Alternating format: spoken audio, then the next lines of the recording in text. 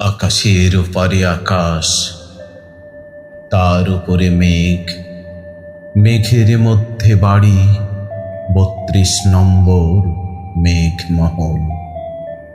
৩২ নম্বরের বারান্দায় দাঁড়িয়ে আপনি, আপনার গায়ে ধবধবে সাদা পাঞ্জাবি, চোখে কালো মোটা ফ্রেমের চশমা, হাতে পাইপ। ছাদের কিনারে সানসেটে উঠছে কবুতরগুলো, উঠোনে সাইকেল রিক্সা চালাচ্ছে লাল সোয়েটার পরা রাসেল। পানের ডিব্বা নিয়ে ডাইনিং টেবিলের পাশের গোল টেবিলটাতে সুপারি কাটাই ব্যস্ত আপনার রেনু। জামাল মুক্তিযুদ্ধের ট্রেনিংয়ের সময় পাওয়া ক্যাপটা পরে আয়নায় তাকাচ্ছেন। ছাদের ঘরে বেহালা বাজাচ্ছেন কামাল। মেঘে মেঘে ছড়িয়ে পড়ছে বেহালার মূর্ছনা।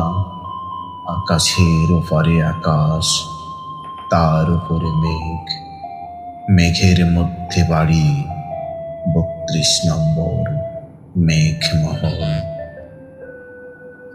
সেইখানে দোতলার ঝুল বারান্দায় দাঁড়িয়ে পুরো লেন্সের ভেতর থেকে পূর্ণ চোখে তাকিয়ে আপনি দেখছেন, যেমন করে দেখেছিলেন ৭১-এর মার্চে ওড়ানো সবুজের মধ্যে লাল সূর্য আর হলুদ মানচিত্র খচিত পতাকা।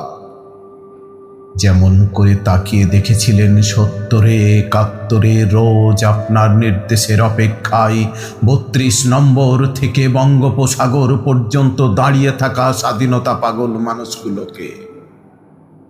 যেমন করে ৭ই মার্চের মঞ্চে দাঁড়িয়ে লক্ষ কোটি চোখে দেখতে পেয়েছিলেন একটা জাতির জন্মের ফুল ফোটা।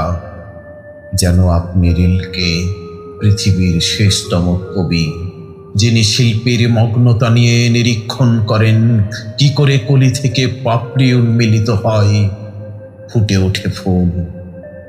আকাশের ওপারে আকাশ, মেঘমহলের ৩২ নম্বরের বারান্দায় দাঁড়িয়ে আপনি তাকিয়ে আছেন।